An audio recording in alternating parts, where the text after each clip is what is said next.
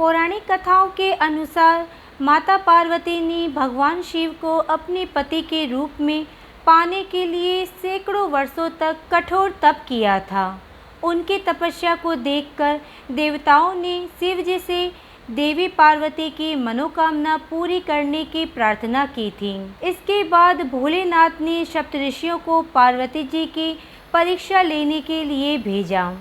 इस परीक्षा के दौरान सप्तऋषियों ने शिव जी के ढेरों अवगुणों को बताते हुए माता पार्वती से शिव जी से विवाह न करने को कहा।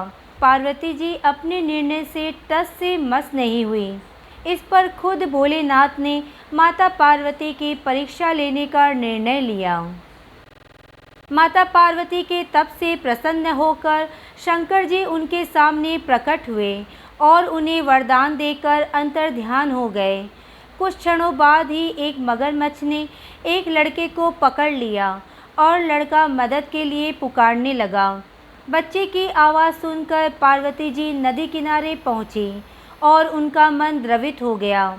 इस बीच लड़के ने माता पार्वती को देखकर कहा कि मेरी ना माँ है ना बाप है, ना कोई मित्र ही है। माता आप ही मेरी रक्षा करें। इस पर पार्वती जी ने मगरमच्छ से कहा कि ग्राह इस लड़के को छोड़ दे।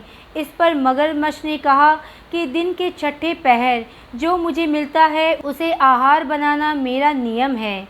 पार्वती जी की विनती करने पर मगरमच्छ ने लड़के को छोड़ने के बदले में पार्वती जी के तप से प्राप्त वरदान का पुण्य फल मांग लिया। इस पर पार्वती जी तैयार हो गई। मगरमच्छ ने बालक को छोड़ दिया और तेजस्वी बन गया।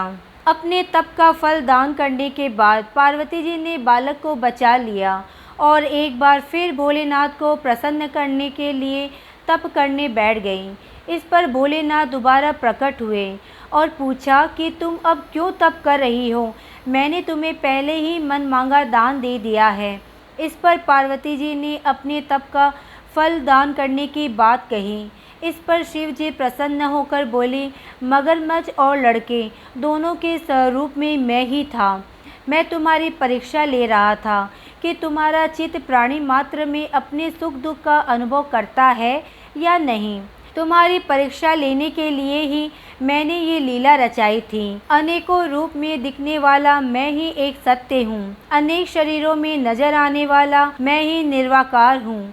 इस तरह पार्वती जी शिव जी की परीक्षा में उत्तीर्ण हुई और उनकी अर्धांगिनी बनी।